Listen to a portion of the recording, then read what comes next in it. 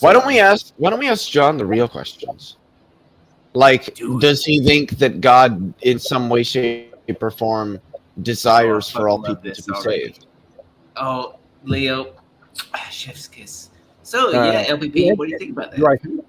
Yeah, I do actually. Okay. Do you also take that God is an infallible being? Do I think God is infallible? Yes. All right. Do you think it is true that all people will be saved? No, but I think that there is significantly more opportunity than a lot of the more strict positions that are taken. So God is failing with respect to his desire for all people to be saved. That is a thing that will not come to pass. The desire for something while still granting free will and such are not mutually exclusive. So did God know that in granting free will that what he wanted would not be the case? I would assume so, yeah. So then why did he do it? Why did he engage in actions which do not conduce his ultimate goals? Why did he do ultimately what he ought not to do? That's a really Leo, why do you do things that I'm not a moral person. I'm not a perfect being. God is a perfect being. God only ever does what he ought to do. Okay, so Leo, has this logic? I suspect that he would engage in actions that conduce that will. So why is that will not being conduced? LPP, don't dodge. Just answer yes. I'm not dodging. If you're the one that's causing something to take place, then by definition, you have not ultimately granted free will. I don't see how that bears on my argument. Yeah. Yes. So how does it bear on? Why wouldn't God be doing all these things to make sure that the end outcome is what his initial desire would be, right? Yeah, exactly. I mean, so that by definition contradicts the entire idea of libertarian. Well, but do you take God to be a maximally great being? Leo, does it? You know what? Contradicts libertarian free will? Yes or no? Do you take God to be a maximally great being? Yes or no? Yes. You know, in terms of God being a Leo, God is also maximally rational, right? Please don't, Leo. Please tell me you're not going to try and get to the whole fucking stupid ass bullshit. Is God a maximally rational? Can God rock so big and he can't? Can God rock so big you can't lift it? Are you going to answer my questions, or are you just going to presume to know where I'm going with my argument? I would prefer you just answer my questions. So you said that God is a maximally great being. Do you take that as entailing? I'm sorry, I haven't finished asking my question. Do you take that as entailing that God is maximally rational? Leo, this is you're talking further after my whole point about libertarian free will. Yeah, that doesn't bear on the question I'm asking you. You said that God is a maximally great being. So what I want to know is God maximally rational? Does that entail that God is maximally rational? Now, Leo, calm down. I know you're drunk. I'm not drunk at all. What I'm wanting is an answer to my question. Even if Leo was drunk, what relevance does that have? Even if he was drunk. I just want an answer to my question. You said that God is maximally great. I want to know if that entails maximal rationality. Leo, I'm not asking you about free will. I'm asking about God's rationality. You said that God is a maximally great being, right? God is maximally great. You agree? Yes? I'm done with you, Leo. Leo, I asked you a question about libertarian free will. No. And you have not responded to me. Then you asked me about the maximally great being after my question. So let's get back to libertarian free will. Okay? So calm down, Leo. I know it's very hard for you to slow down. A few moments later. Yeah, I was just wondering from LPP so I just wanted confirmation from him that he thinks God is a maximally great being. Yeah, LPP. What say you, bro? I'm pretty sure I've already answered that question. Okay, so you are affirming. All right. So do you take that maximal greatness entails maximal rationality? Whatever is maximally rational, I would assume so, yeah. Okay, so then God only ever does what he ought to do, because what rationality is a being that engages in the actions or the behaviors that, all things considered with respect to the standards that they use to evaluate their actions or behaviors, they ought to engage in. So God only ever engages in the behaviors that he ought to engage in. So with respect to the argument that I was presenting to you, it seems that if God were going to create a world with agents, he would create it such that if he desired for all people to be saved, then that's what ought to occur, and then that's what would happen. So why is that not the case? Why is it the case that not all people will be saved, despite that being a desire of an infallible being? Okay, Leo. So, can what you desire be limited? The actualization of something you desire be limited by other parameters? Not for an infallible being. No. In this case, allowing for not in this case. Okay, Leo, allowing for libertarian free will. Okay. Means that the maximally great being is not going to be able to force everything that has free will to do exactly what it wants. Correct? Well, that's just to say that God is not. Would that negate libertarian free will? Yes or no, Leo? Would what negate libertarian free will? If the maximally great being forced the entities that have been granted free will, if it forced them to do everything that it wanted them to do, would that negate libertarian free will? If it forced them to, sure, yeah. But I also think that it's the case that it's logically possible for God to actualize a world in which all of his desires come to fruition. But also, this doesn't bear on the argument that I'm presenting. Sure, because of libertarian free will, humans choose to reject God and thus are not saved. But all that means is that God is not blameworthy for his failure, but he's still in a state of failure because his desire for all persons to be saved is not met. Just like if I desire to go to the grocery store, but halfway there I get T-boned by somebody else such that I don't make it to the store. I am not blameworthy for failing to make it to the store, but I still failed to make it to the store. Wait, so it seems like you're making a want and a goal the same thing, and I don't think... No, I take desires to be normative. I don't know what it means to construe desires in a non-goal-oriented sense. Yeah, I would agree. Really? Yeah. I mean, there's lots of things I want, but I don't actually want to go get them. Well, then I don't know what it means to say that you don't want, or rather that you want them. Yeah, I'm kind of lost on that. Okay, Leo, you're also Really? I guess you're I'm also special. placing the finite understanding of the big picture onto the maximally great being. So, in terms of the way, I don't understand what that means. Okay, so correct me if I'm wrong, but you don't believe in your B theory, right? Of course. Okay, so let's assume that this maximum great being is not bound by this, right? Would the maximum great being be able to see the big picture, or be limited to the same frame of reference that we are? Oh, the being would understand all things considered. Okay, so would that mean that accounting for things like, say, for libertarian free will, et cetera, it would be able to see what is the maximum number that could be saved in this context based on things such as allowing for libertarian free will?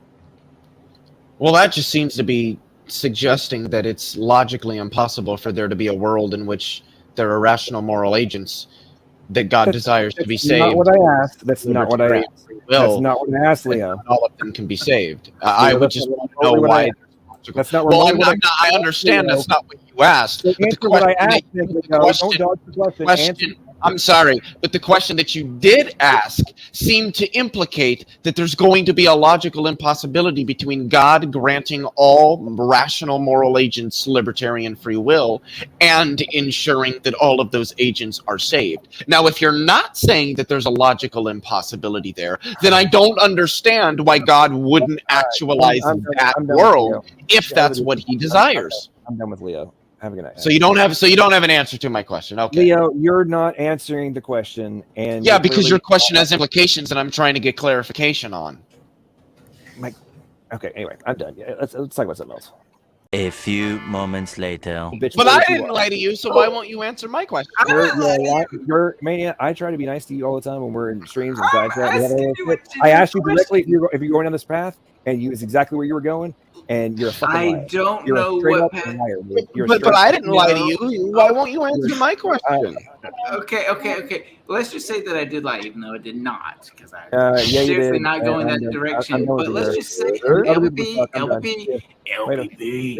Wait, let's just say, let's just say, for the sake of argument, that I did lie, even though I did not. I'm not responding. What to you. relevance You're does in- it I'm have done to with the you. answer of your questioning? So, Tioga, how you Of your doing? man? answering, I should say. I'm You sorry. having fun? I'm But, okay. but LPP, I didn't lie to you. Why won't you answer my question? Seriously, why? No, I wanted. Okay, I know. Hold on here. What I predict is that he won't That's like a answer mental this phobia. question either. Why won't you answer my What was the question? thing that really spoke out to you the most about the dumpster fire that has been tonight? Why won't you answer my question? LPP, I won't continue that line of questioning. It's just I thought it would be a fun experiment. See, there's a third question he won't answer. Why won't he answer any So, question? Tioga, what's really stuck out to you tonight about this dumpster fire? What was the thing that really? This is insane. What? What kind of person doesn't answer questions? Okay, John, I will back off. But maybe for another time we can go down that line of I'm questioning. no longer engaging with the 12-year-old mental children. 12-year-old mental. I'm not the one that won't answer questions. Okay, well, I guess it's it's midnight. Leo goes nuts at midnight. 12:01. What do you mean, Talia? What do you mean going nuts? That's not an answer to the question. All I want from you is an answer to the question. When you make the statement that you made, were you suggesting that there was a logical entailment where God cannot actualize a world in which we have libertarian free will and all humans be saved? Are you saying that such a world is impossible? Aww. One eternity later. Good questions, though. I appreciate the questions. I enjoy the questions. So, Praise, can I ask you a question? Since Sure, go ahead. Do you think God is an infallible being? Fucking knew it. Now I'm going to sleep. Good night. You No, guys. Marty, 5 minutes. 5 minutes. 5 minutes. Night, Marty. 5 minutes. Go ahead, Praise. Marty, Go ahead, 5 Praise. minutes. Wait, Marty, All right. don't go. Marty, Alright, don't go. I'll hold on for Leo. Here, I'll turn my camera on for you. Everything. Okay, So, Praise, go ahead, do you think God is an infallible being? Yes. Okay. Do you think that God, in some way, shape, or form, wills or desires for all people to be saved? He desires that all be saved, yes. Okay. Do you think that in the end, all people will be saved? I'm fucked up now. No, I don't think so. So God is failing with respect to that desire. Well, okay, yes, and that desire, but that doesn't God is not an infallible. infallible being because infallibility. I think you're shipping the goalpost. No, hold on. You're going to have to explain how a being can be infallible, which means does not fail, yet can fail. So he's infallible as far as his attributes are concerned. So you're talking as more of a social failure, which I don't think. I don't know what that means. I don't know what social failure is. Well, as far as his community of agents around him or the family, means. God desires for something to occur. We are his children. Okay, with respect to that desire. So he has like a kingdom. Let's just say it that way: a kingdom of people. So that's a social construct. But as far as his attributes and his nature, it's still retained perfectly. Sure, but God is failing with respect to a desire that he has. I don't understand how he could be infallible. That's a social failure. I don't consider that. That doesn't make him not infallible. I don't understand what social failure means. Like, I don't understand what this has to do with sociality. There's something that God desires to occur that doesn't. He's failing. Well, first of all, you have to. Can I ask you a quick question? What do you mean by failure? Do you mean as far as his attributes and nature is concerned? That one has a will or a desire that is not met, fulfilled, or that does not occur. Okay, is it ontological or epistemological? Ontological. So let me give you an example. I am driving to the store because I desire to go to the store to pick up a nice juicy steak for dinner, but I get T-boned on the way there, no pun intended, because I'm talking about steak. And I don't make it to the store. So I failed with respect to my desire to make it to the store. I desired for that to occur, but it did not occur. So I failed with respect to that desire. But the thing is, I'm not blameworthy for that failure either, because there's a distinction between failure and blame. Okay. The other person is to blame for my failure, but I still failed. I had a desire that did not occur, that was not met. So I failed with respect to that desire. I don't understand how God Okay, failed. so I'll tell you the problem, though. So this is where I think you are misunderstanding. So his desire is not within himself. It's not a self-failure. It's a failure with... Yeah, but sure, but that just means he's not blameworthy for the failure, but he's still failing. Well, that's what I consider infallibility as something that's blameworthy or praiseworthy. Well, but infallibility means does not fail, correct? No, the way I take infallibility is in theism. So you're talking like theology. It's like a theological. So I would disagree. I just think it's a social failure, but that doesn't mean that's a failure within his own ontology. No way. So, but you haven't shown me how you can reconcile God failing yet being infallible. Well, okay. Here's what I'm trying to drive at here is, you have to show how his infallibility is within his own attributes and nature. That doesn't matter. There's a desire that God has, and it's not being met. He's failing with respect to that desire. Well, I take infallibilism different than you. I guess we're just talking over each other. But you don't take infallibility to be the lack of failure. God doesn't fail. That's all I take it to mean, is that God doesn't fail. Within himself, yes. He does not fail within himself. I don't understand what work within himself is doing there.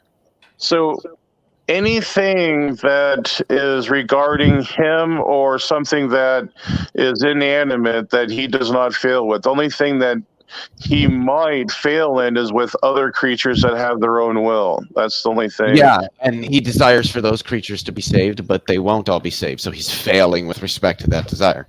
But it's not within his own ontology, though, or his attributes. His attributes are infallible.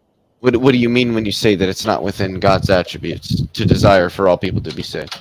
So God is a perfect being. He's omnipotent, omniscient, and omnipotent. So if you have all the omnis, they're all perfectly aligned together for his perfect nature. He's a perfect being. I'm attacking his omnipotence, because I would take omnipotence to entail infallibility. By the way, I went to the Cambridge English Dictionary, dictionary.cambridge.org. Infallibility, the fact of never being wrong, failing, or making a mistake. But God is failing. God's making a mistake. He desires for all people to be saved, but they won't be.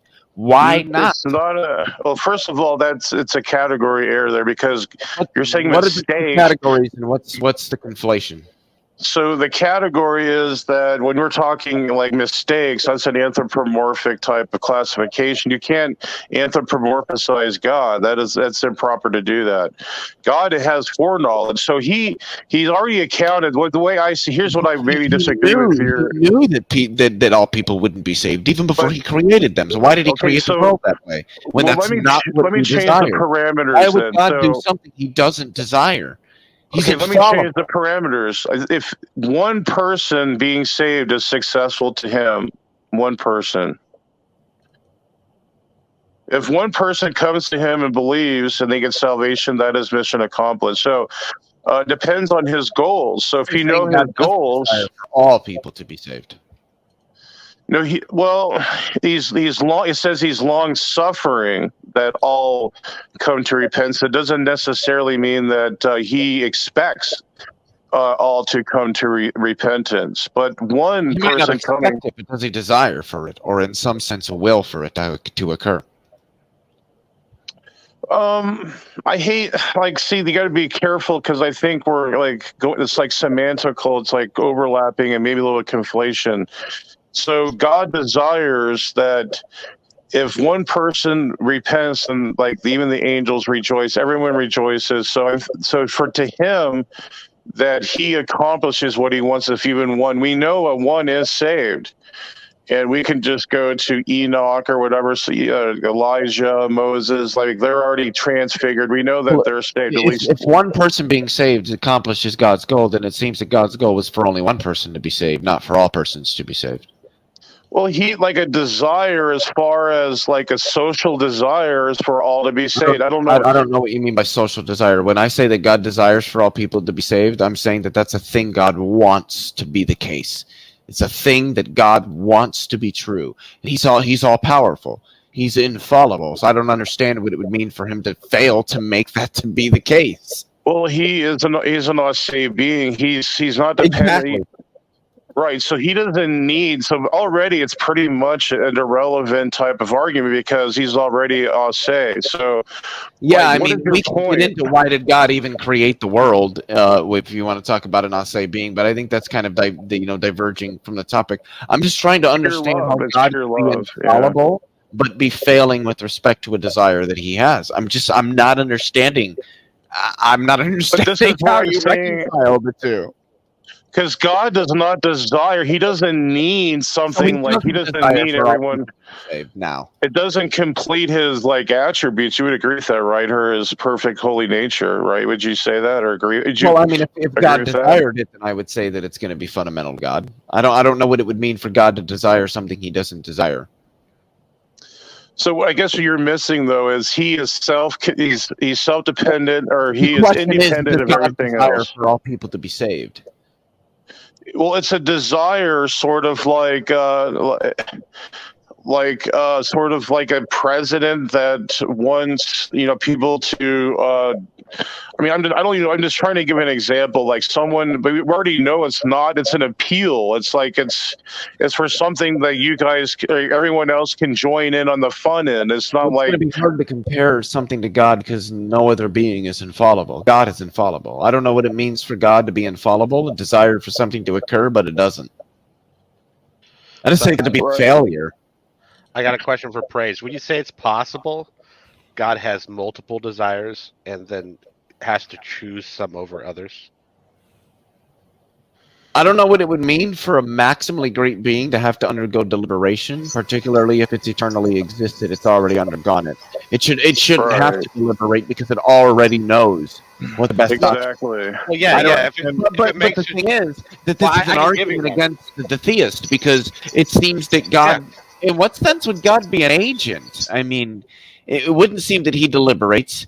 If everything that He desired is just the case because He's infallible, then it just I don't understand. God can't fail. Let me deliberate. So let me return. Does God need everyone to repent? Well, I mean, to believe in Him. Really, what I'm asking. What I'm asking is, so there's three things here. Number one, that God is omnipotent and thereby infallible. Number two, God has a desire. Number three, that desire is not met. Well, then He does not God, need. with respect to that desire, is in a state of failure, which directly negates. No, because He doesn't need it. No, it's like I said. Whether He needs it or not is irrelevant to His desire for it. Well, unless you're saying God does not desire for all people to be saved. No, He desires it for our good. It's not for His good. It's for our good. So then why doesn't it occur?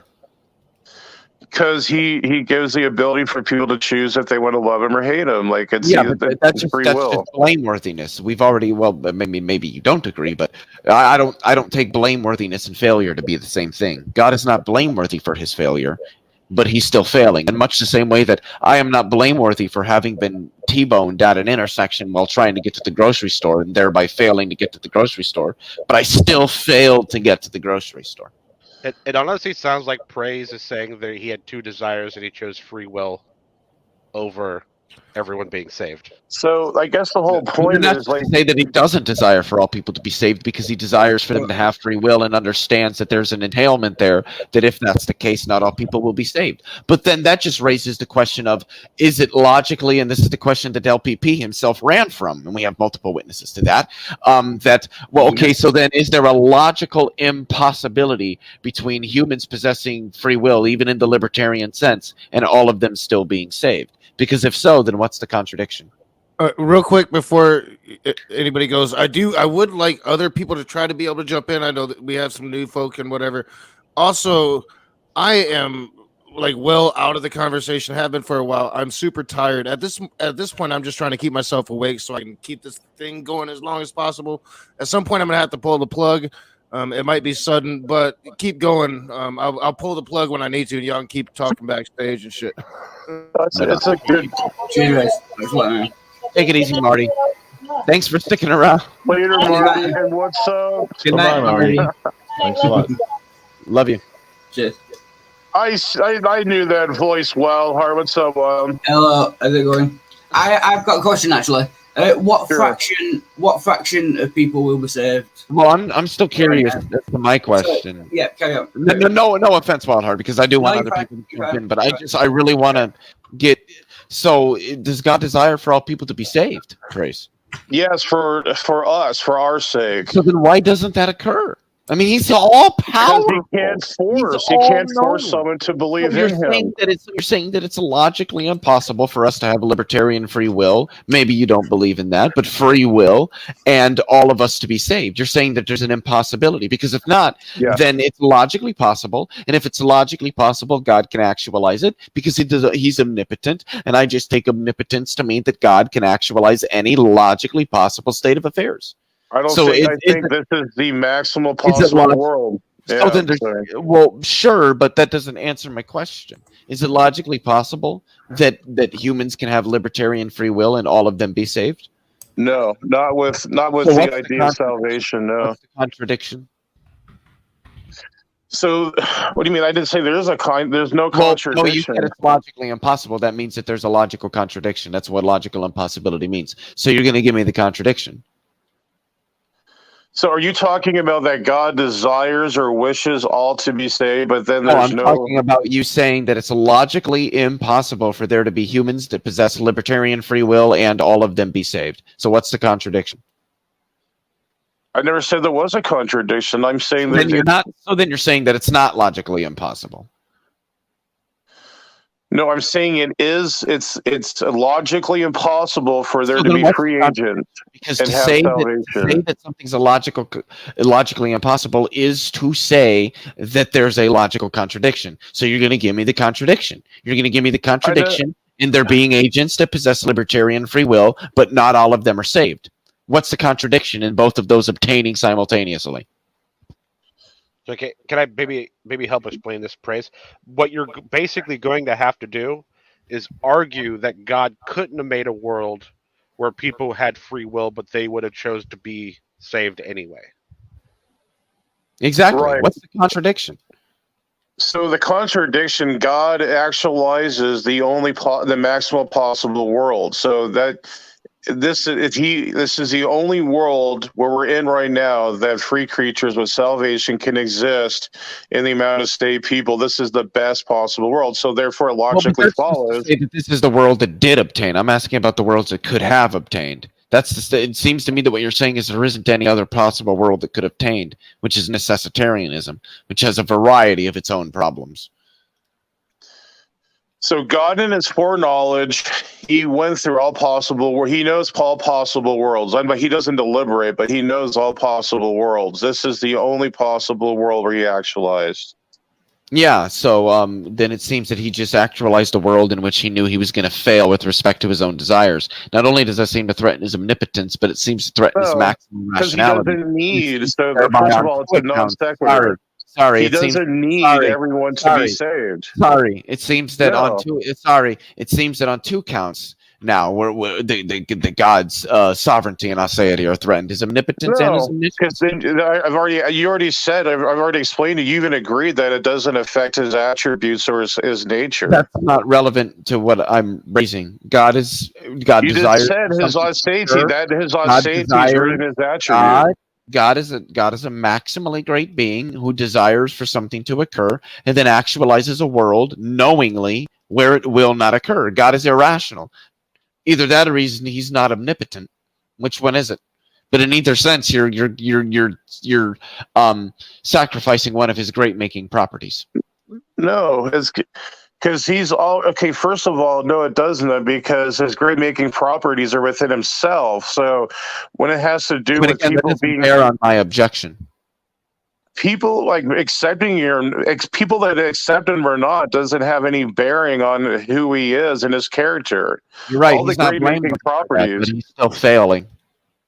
Failing? What does that even mean? Failing? He does. Like I already told you what it means. I'll say it again. So he's failing because there is something that he desires or wills, but it isn't the case. It's not happening. It's not dependent on him, though. It's dependent on us. Yeah, again, he's not blameworthy for the failure, but he's still failing. That's again, all that matters. We don't care. It's not on me that I got T-boned at the intersection on my way to the grocery store, thus preventing me from getting to the grocery store. That's not my fault, but I still failed to get to the grocery store. So I'm not blameworthy for the failure. God is not blameworthy for the failure, but he's still failing. That's a non-sequitur. In virtue of what? God never fails within himself. But he's failing with respect to this desire. Well, no, he prescribes people to be saved. That doesn't mean that it will happen, though. He knows who is going to be saved and who wasn't. He knows, you said? No, he chose. If he's prescribing it, God isn't choosing. He's choosing who gets saved and who doesn't. He prescribes it. No, prescribing something just means that you're trying to using it. That's what it means. He's promoting it. Like he's prescribing who gets saved and who doesn't. He's choosing who gets saved and who doesn't. Prescribing doesn't mean choosing, to be fair. Well, in this, yeah, it kind of does in the philosophical sense. To prescribe something is to make an arbitrary choice. To prescribe an action that you do is to choose for you to do this action. The prescription is directed outside of oneself, so you can't. He's not prescribing himself. He's prescribing it to other agents that he's created. He's prescribing who gets saved and who doesn't. So who gets saved and who doesn't is arbitrary to God's decision. No, and so you're just saying that he does not will for all people to be saved. No, he wills for those who will be saved, and he tries. He's long suffering. Yes, and he does not will for those who will not be saved to be saved, and that's why they're not, because he does not will them to be. So he does not will for all people to be saved. No, it's he urges. He like an urge. So like he wills for all people to be saved. What? So he wills for all people to be saved. No, like what do you mean? Will?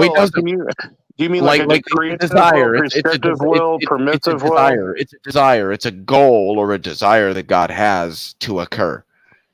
It's something God wants to be the case. He wants all people to be saved. He desires. He wills. It's a goal of God for all people to be saved. Yes or no? It's a good thing if all people are saved. That's not what I asked you. Is it a will, goal, or desire for all of God for all people to be saved? Well, I think you're conflating the word desire and will. You're going to have to make that clear. I would take wills to be given in terms of desires. What we will is what we desire. So he tries to encourage. So if you I take the He's word encouraging it because he desires it, right? He's encouraging it. Again? He's encouraging it because he wills it, because he desires it. No, he just encourages. So then why is he encouraging it? Why would he encourage something he doesn't desire? So for the people to experience his love, but so then there is a reason for him to encourage it. Thereby, he does desire it, and that's why he encourages it. But it has it doesn't reflect on him as far as his personal failure. It has to do. Say anything about that though. It's a thing that he desires, right? As far as for us, yes. So then he desires for all people to be saved. He encourages us for all to be saved. He desires it because he desires it. And okay, in a fatherly sense, yes. But yeah, see, this is like a social. This is what I was saying. But it's not the case, is it, Priest? He can't force anyone to be their father. Yeah, so he's failing with respect to that desire. So he's not infallible. It's not. No, it's not his failure. It's the people's failure. Why do you keep impugning God? Failure because it's his desire that isn't being met. He's not blameworthy for that failure, which we've already established. I agree. I can concede that God isn't blameworthy for the failure. We're responsible for the failure, but it is still a failure on God's part because it is his desire that is not being met. So God is not infallible. No, that's why there's a hell, because of the consequences of their actions. Yeah. So again, they're blameworthy for their own failure, but for God's failure, but God is still failing. In a social sense, so what? It's like a Yeah, political so then he's not social infallible. sense. If God fails, he's not infallible. No, infallibility has to do with the ontological character and attributes of the being of God. I don't know what that means. Again, from Cambridge Dictionary, infallibility, the fact of never being wrong, never failing, or never making a mistake. But God's failing, so he's not infallible. Hey, Leo, can you put that into a syllogism real quick? You're impugning God. This argument? Do you want me to put this argument in a syllogism? I can do that. Yeah, could you please? Yeah, just give me 1 second. I got to go ahead and finish that up just before. Oh shit, where do I have it? No, I got it. Okay, I know where to go. I got to save that. While you're looking at it up, I just want to point out genetic fallacy. It's not. I'm not appealing to like the origination of something, so I don't. You are. You're saying the originator, God himself. It's a genetic fallacy. Look it up. That's what it is. I know what a genetic fallacy is. Praise. How is what I'm committing a genetic fallacy? How dare you make me agree with Leo? How dare you? So here's the argument in syllogism form. Premise 1, God is an agent with intention. Premise 2, God has desires, which would follow from premise 1. Premise 3, God is omnipotent. Premise 4, God cannot fail, which follows from premise 3. Premise 5, God desires for all humans to be saved. Premise 6, not all humans will be saved. Conclusion 1. Hold on, I haven't finished the argument. Conclusion 1. Therefore, God is failing with respect to his desire from premises 2, 4, 5, and 6. You're going to have Conclusion 2. I'm still not done. Conclusion. I'll let you know. Conclusion 2. No, respectfully, but I'll let you know. Conclusion 2. Therefore, God is not omnipotent from premises 3, 4, 5, and 6. Conclusion 3. Therefore, God does not exist, and that's the argument. So it fails your own, like you're trying to show God fails. It fails on its face because God doesn't need anyone. So you're going to have to show for your argument to work. You object to?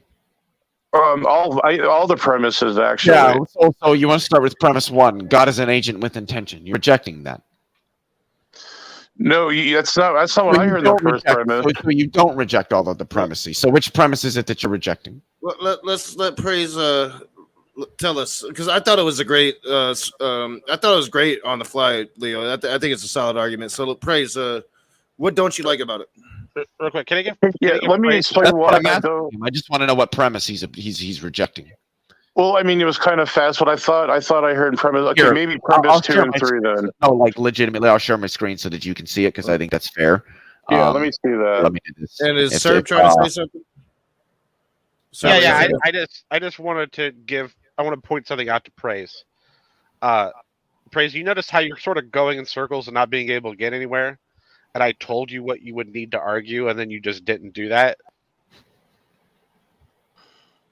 So, okay, premise 1, God has agent with desires. Okay, I agree with that. Premise 2, God has desires from premise 1. No, I think that's... Okay, I would agree. I would disagree with premise 2. So then you would disagree with premise 1 because it would just be logically entailed. If God has intentions, then God has desires. That's what desires are, a type of intention.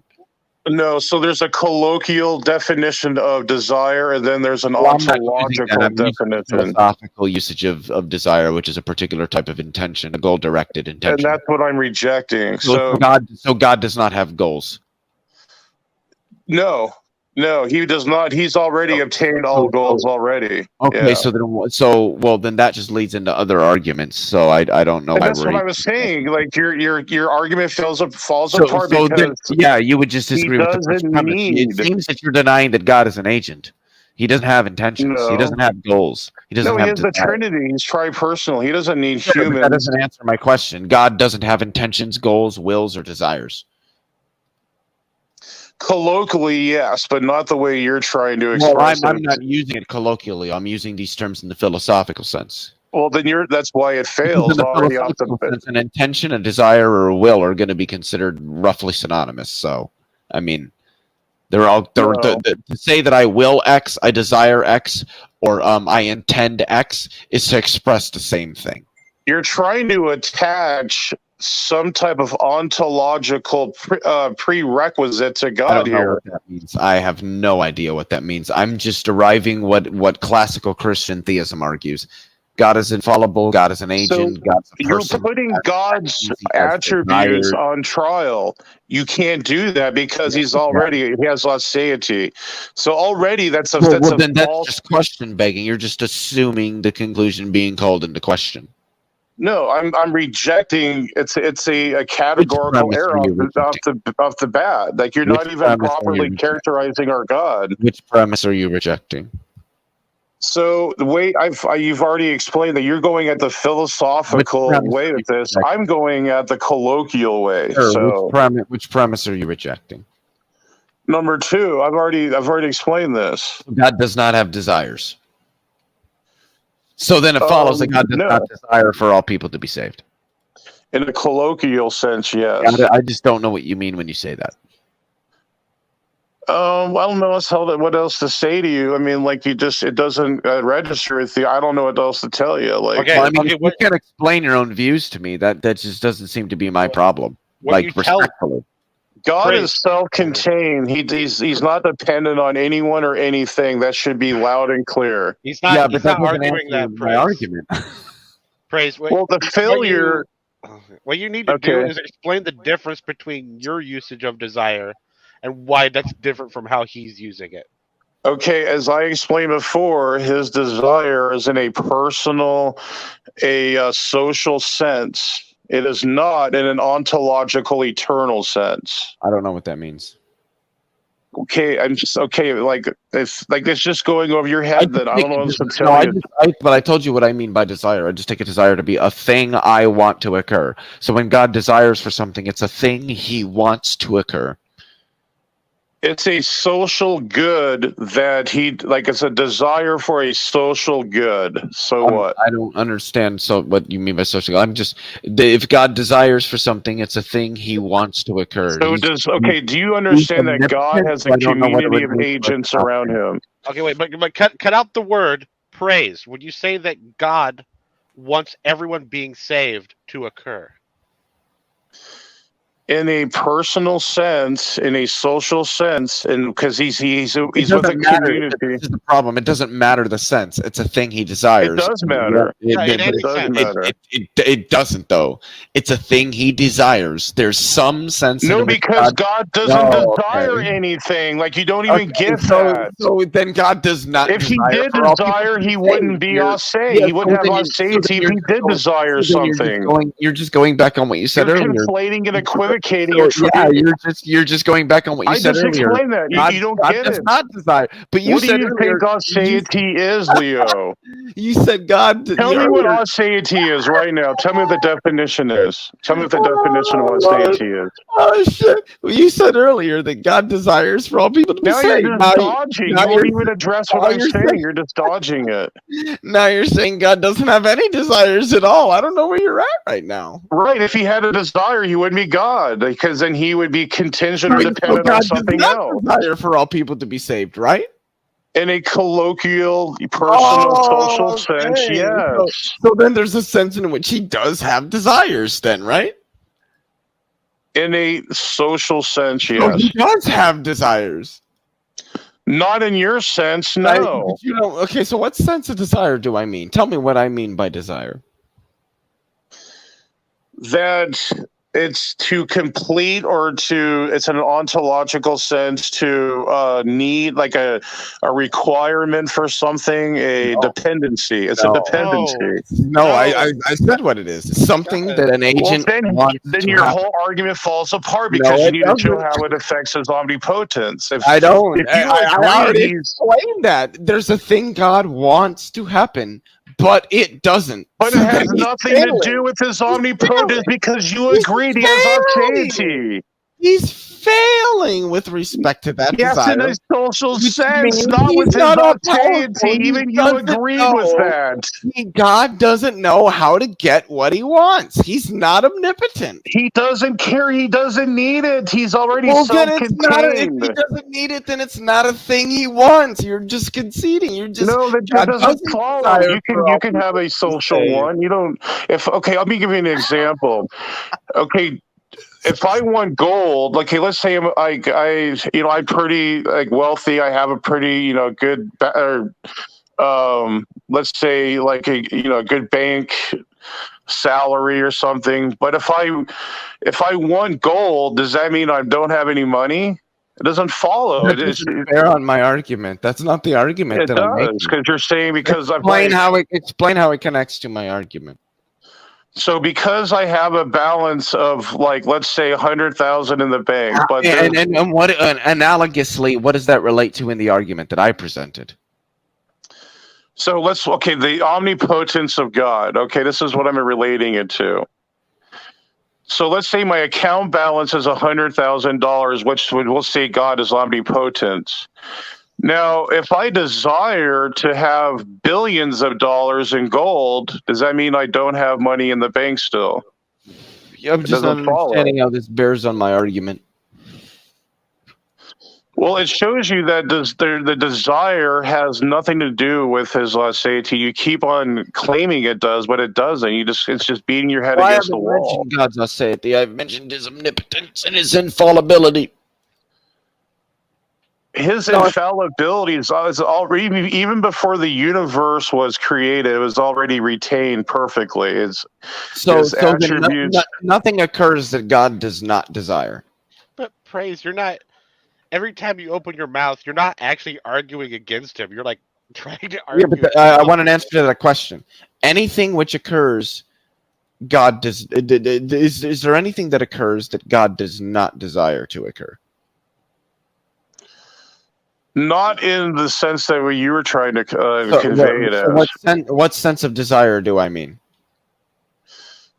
In the ontological sense. Yeah, what define that? I've said it twice. His essence. But what do I mean by desire? When I say desire, what am I saying? Yeah. He's asking for the definition he's using. The nature, no. Yeah. This will be the third time. When I say that an agent desires X, all I'm saying is the agent wants or intends for X to happen. X ought to happen with respect to the desires, the intentions, the will, the goals of that agent. That's what I mean by desire. I desire for X to occur means I want X to occur. My goal is for X to occur. You mean in a meta-ethical sense? Like you're not really explaining yourself that well. This doesn't have anything to do with ethics. Well, I see. This is the problem. Yeah, you're not parsing it out that well. No, I think I am. I'm sorry, but I think I am. Praise, his definition would apply in all senses. Explain in all senses. Okay, so do you have the burden of proof? How I define desire applies to humans. Shit would apply to certain non-human animals that we know can have desires, like elephants or cats.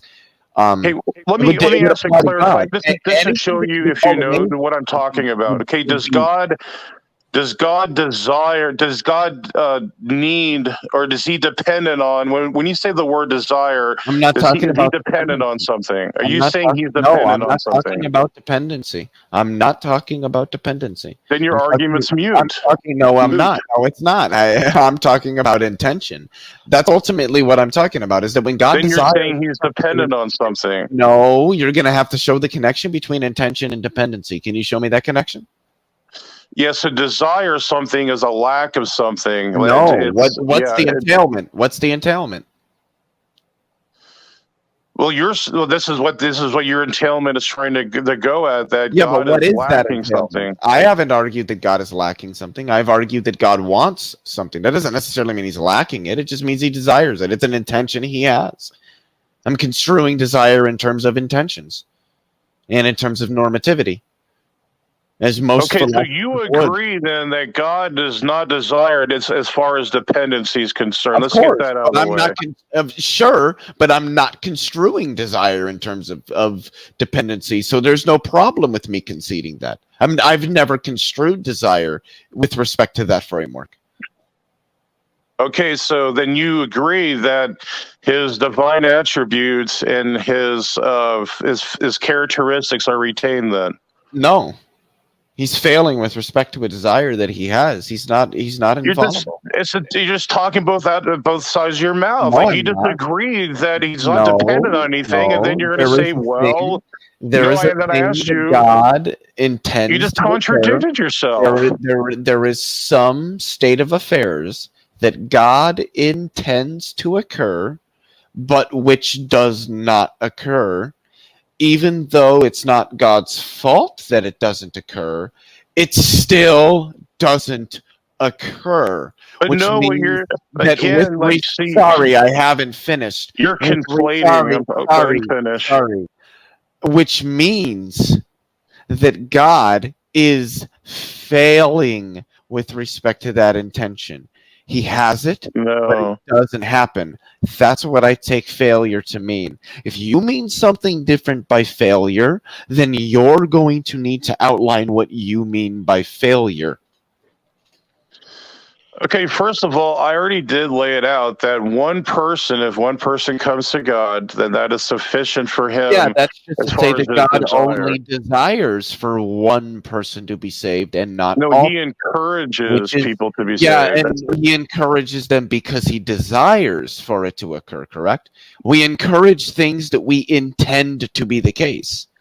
I encourage people not for his own desire. Because I intend for people not to drive drunk, correct? No, it's okay. So you understand is his desire is for us. It's not for himself. Do you understand that? For us to be saved, but that's it. That's where it stops. Yeah, but you're trying to make it go further than that. But that's not going to happen, though, is it? Not all people will be saved.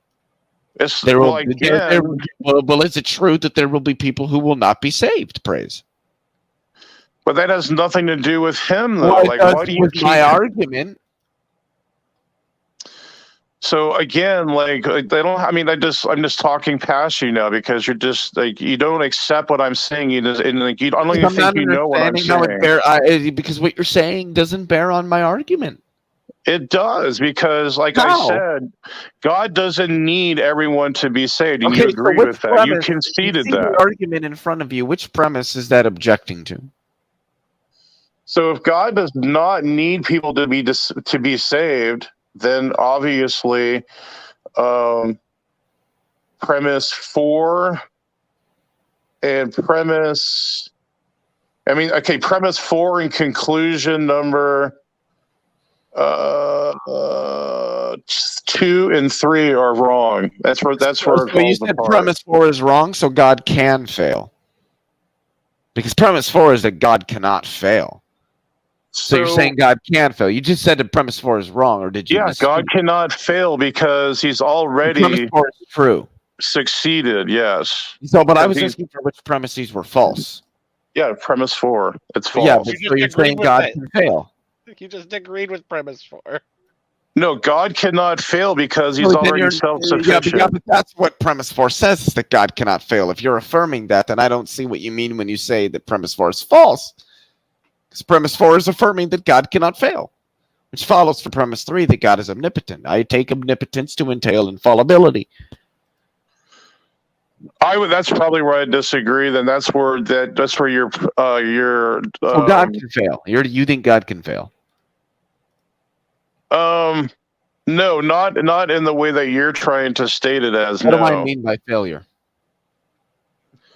So you're trying to say that it's like his nature and his attributes. You keep going to nature. I don't know what you mean by this. By failure, because you keep on bringing omnipotence up. You just said it yourself.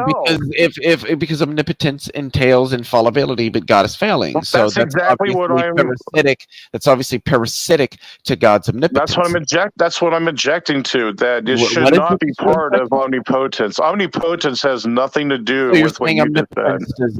It does not entail infallibility. No. Okay, so what's the argument for that?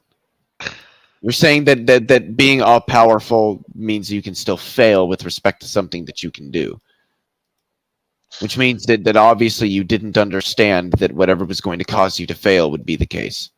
Yeah, I know you're really confident in all these things, but let me just point out something. Before you were arguing that saying Wait, are you talking to me? No, praise. Oh, I'm sorry. Or no, what he was arguing to say that if something desires something, then he would be reliant on it, or something would need it. Praise. If you desire a ham sandwich, you are not reliant on a ham sandwich. So, okay, but the problem is, okay, let's say that I don't eat that ham sandwich. Does that lessen my potence to not eat it? It doesn't matter. Well, then, if you didn't eat it, on the ham you sandwich. desired not to eat it. Do you see how it's a category error there? Like No, he's there's no conflating. category error there. I was just trying to show you how there's this thing that you said that you were really confident in that is just ridiculous on its But I'm face. showing the ham sandwich. If I don't eat a ham sandwich, that doesn't make me less potent. That's what I'm trying to argue. That's what I'm trying to show. Because you desired not to eat it. That's why you didn't eat it. Because not eating it was what you desired, and thereby is what you did. Yeah, but all I'm pointing out is then you're still not reliant on the ham sandwich. It doesn't matter whether you ended up eating it or not. Right. So I'm glad we got that. I'm glad you guys understand that. Okay. So if he's not reliant, you're the one arguing that that means it's reliant.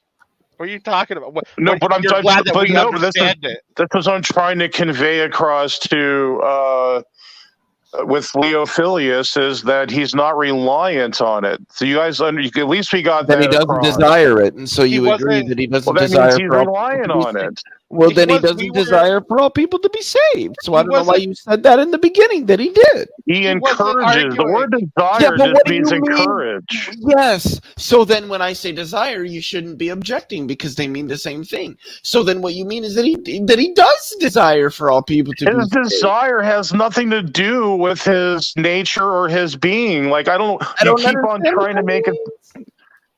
Okay, his being. Do you know what his being is? What is that? That should be something that you should be familiar with in philosophy.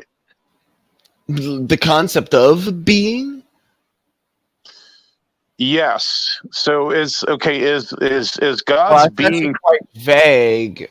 Most philosophers, or I should say metaphysicians, would just speak in terms of existence.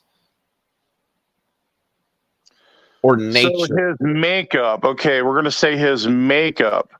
His makeup is not reliant or dependent on anything else. You're talking about the constitutive attributes of God. Sure. Yeah. Okay. And omnipotence is one of those. Correct. Do you think omnipotence entails infallibility? And I would say that it's never been part of the definition, so I think it's a non sequitur. That's not what I asked. Does omnipotence entail infallibility? Not necessarily. No. So no, it doesn't. Praise. If I have all powers, how am I going to fail? Like, seriously, if I'm maximally powerful and maximally knowledgeable. God is maximally power within himself, yes. But again, the reason why I don't agree with that is because anything outside of God himself, then he will not force, because his own nature will not force someone. He's not blameworthy for his failure, but he's still failing. Okay, wait, but he just. But that's what failure means, is blameworthy. Like you keep on trying to go past that. Yes. No, hold on. So let me ask you something. I desire to go to the store to pick up some groceries. I get in my car and I start driving. And before I get to the store, I'm at an intersection. The light's green. I'm going through it, and somebody runs the red light and T-bones me. I had no idea this was going to happen. It took me by surprise. I failed to get to the store, didn't I? Because I didn't make it there. Right? You would agree. So I failed to get to the store. That was my desire, and it didn't. No. I just want an answer to the question. No. I desired to get to the store, and I did not get to the store. So I failed to get to the store, right? I think everybody would agree with that. I failed to get to the store. That was my desire, and it didn't happen. But the problem, hold on, no, because it could be negligence. I just want to know. God is not negligent. That's what I'm trying to say. It's not his negligence. It doesn't matter at this point. Negligence wasn't included in there. I just want to know. Do you think that in that instance, I failed to get to the store? No, I would say that you did. I succeeded. I succeeded in getting to the store, even though I never arrived at the store.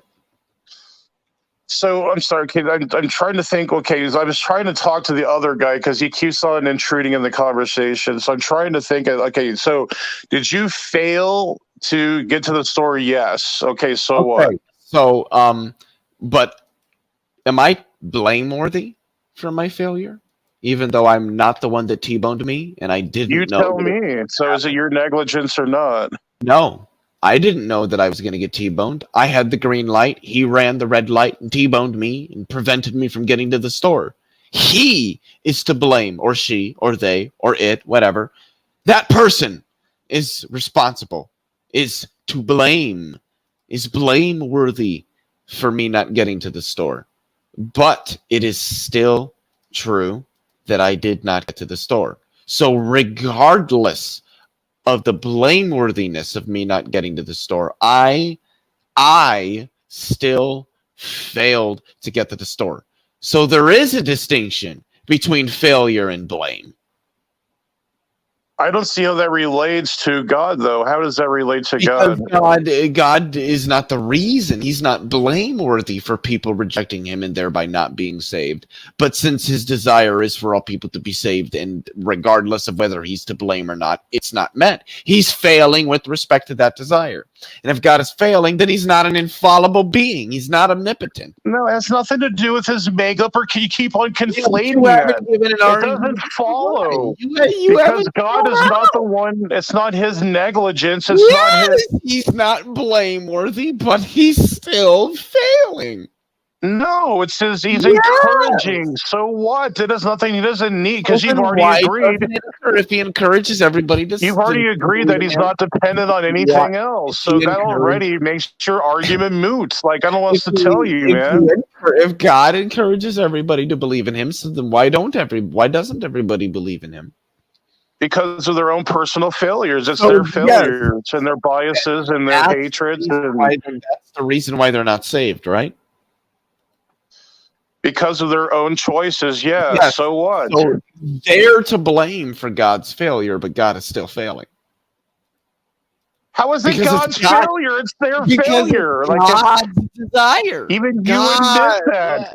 God desires for all people to be saved. He encourages all people. He doesn't say, again, you're trying to conflate the word desire with dependency. No. You're trying to inject that and smuggle that in there. I've already expressed that's not what I mean. And you've already expressed that where you mean encouragement, I mean desire. You've already expressed that those words are effectively in this discussion. And we've got witnesses to that. We can encourage people to go to the army, but that doesn't mean that the army doesn't exist. Like, that's so stupid. When you mean the same thing. God is failing with respect to his desire. So if people, is the army failing that they're not encouraging everyone to come to the army? The army isn't. The army isn't. Answer that one, Leo. You I'm freaking about dumbass. to. I'm about to. The army isn't claimed to be omnipotent, is it? So it's not a fucking analogy. Oh, got you there. What does omnipotence have to do with anything? That has nothing to do with anything. Is God omnipotent? So what? What does that have to do with the army? Explain. You didn't answer it, did you? Because you know you got freaking shut down there. So God's omnipotence entails infallibility, right? Omnipotence entails his own omnipotence. That has nothing to do with anything outside of himself. Right? Omnipotence entails infallibility. Has to do with himself, not anything outside of himself. Premise 3, correct? Premise 3, God is omnipotent. Yeah, I agree. I say, yeah, sure, he's omnipotent. So premise 4 follows from premise 3, correct? Within himself, yes. Yeah, I don't know what that means. I'm just asking you. We don't know what that means. Well, I mean, that's your problem. You don't know what means.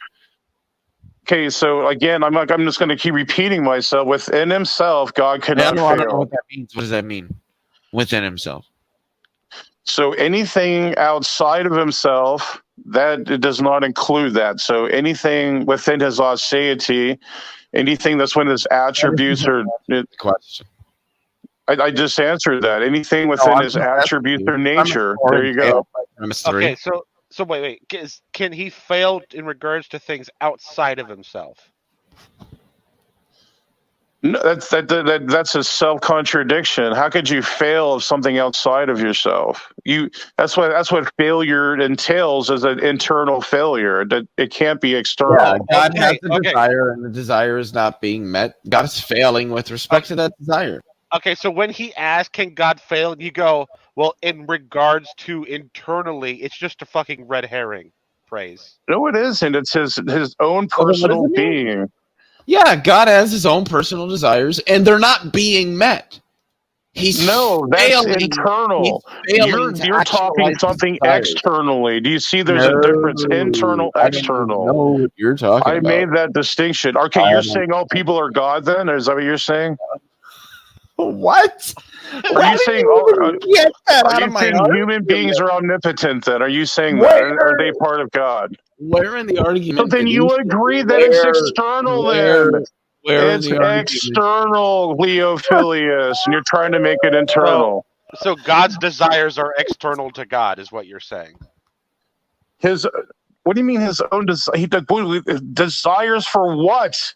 He doesn't need anything. Desire for all people to be saved that you agreed he had. That's external. That has nothing to do with his own being. Why does that matter? Okay, so are those his desires still or not?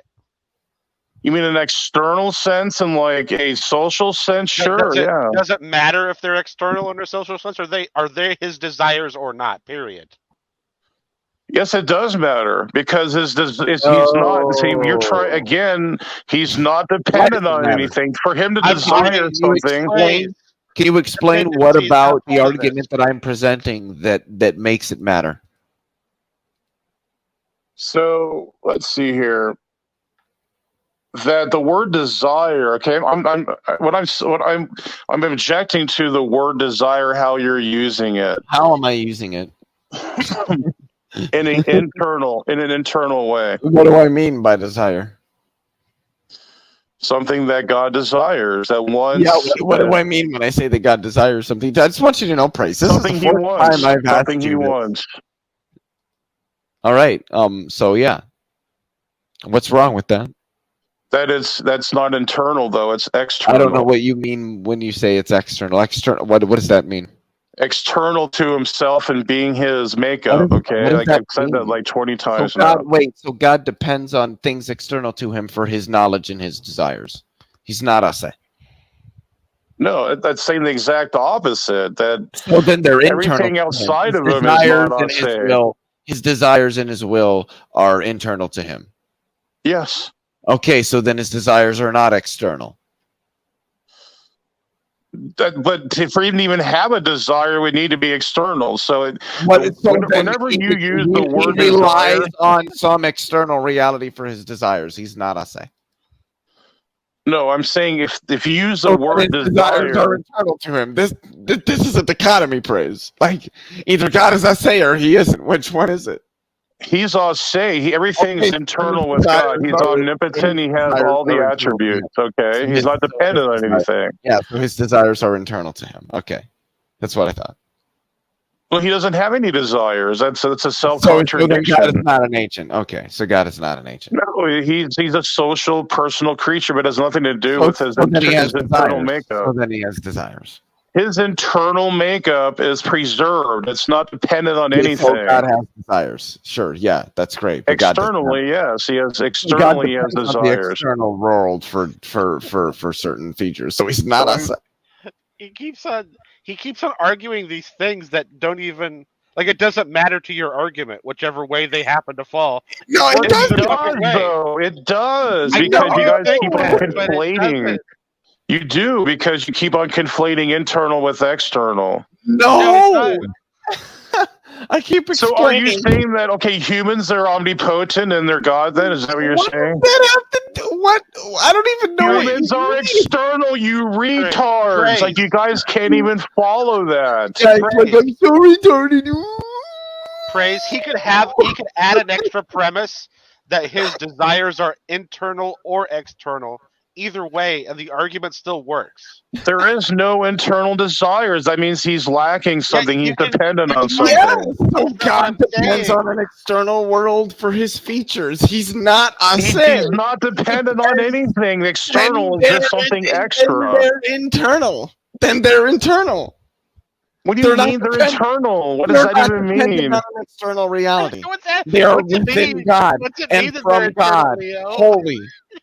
So God has eternal desires. Like, what was that? What would that even mean? Because again, he's not saying. I didn't say eternal. No, I said internal. Yeah. So if God, tell me what desires God would have internally. Tell me. Go ahead. You told me what desires God wants internally. You told me God desires. I never said that. I said that's a logical impossibility for there to be internal. So God desires. depends on an external reality for his desires. He's not. Depend on dependent. Yeah. The word dependent. He's not saying no. God's desires cannot be internal to him if they must depend on the state of affairs. It doesn't follow because something is external that depends on an internal. If they must depend on some external state of affairs, then God isn't fucking a say. He depends on an external reality for his state of affairs. He doesn't depend on shit. You don't get that. Like, it doesn't get to your pea-sized brain. His desires are internal. All right, guys. His desires are internal. All right, so I cannot stay up another moment. I'm sitting here smiling. I wish I could continue. I gotta push that going off live. Y'all continue to talk. William, you're back in. Great timing because I gotta go to sleep. There's no way I can stay. I cannot stay up any longer. Subscribe.